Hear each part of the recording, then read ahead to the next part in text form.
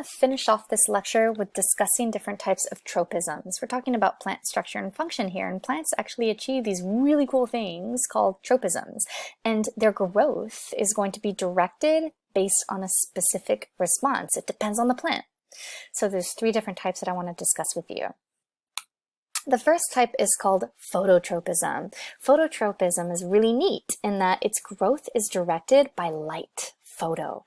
So I can see in this image here, cilantro, a very common herb, it grows wherever the light source is. It wants to be growing towards that light source. I love that energy that I'm receiving from that light in order to help me grow and perform life's functions. So it kind of leans towards that area. This is called phototropism. We can see a lot of different plants exhibit this type of tropism. This next neat little tropism is called Thigmotropism. Thigmotropism occurs when there's a directional growth in response to touch. So here I can see these vining plants. They're wrapping around this thicker branch area. Sometimes you might see this occurring around different man-made structures like a bench or a gate. You can see growth in the plant kind of forming around that area. This is called Thigmotropism, and it likes to grow wherever it can touch certain things because it's using this, whatever it can touch, that thing as a support structure to promote their growth. The last type of tropism is known as Gravitropism.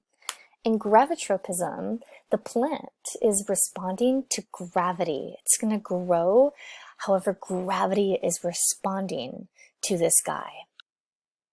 So here I'm showing you two seedlings.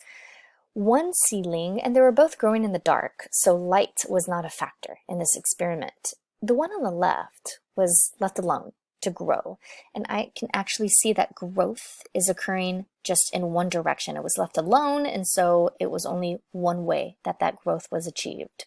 The one on the right was turned, so it did look like this guy. And then after 2 days, I turned it horizontally, so I can actually see that it was growing downwards, and then I turned it to where the root and shoot was horizontal. Well, what that guy did is he didn't continue growing horizontally. His growth actually ended up achieving vertical again. So this is called gravitropism. So this is a really neat tropism because a plant is basically responding to gravity and will develop its root and shoot system based on that. And that makes sense that plants want to do that. Recall that I discussed that gravity was an important part in the xylem and phloem flow, especially in the phloem. So in order for plants to survive and perform life's function and gather all those nutrients in the different areas, gravity is such a huge part of that. So it wants to be able to grow from an early stage in response to that environment. Photoperiodism is the last topic that I want to discuss, and basically photoperiodism is how an angiosperm is responding to light, and its flowering event is going to respond to this event. And in fact, it's not light necessarily that it's responding to, it's actually, as previous scientists thought, it's actually night length and not the day length that these angiosperms are responding to that's going to affect their flowering.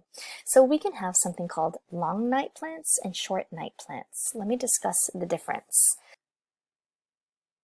So what I'm showing is the same angiosperm, and it's going to flower based on different conditions, whether it's a short night or a long night, or it's interrupted. So let me discuss what I mean.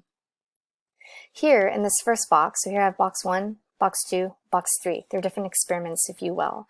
So here in this first box, I have what is a short night compared to a longer day. So the night is colored in gray, the day is in yellow, and here I can see that the night is shorter compared to the day.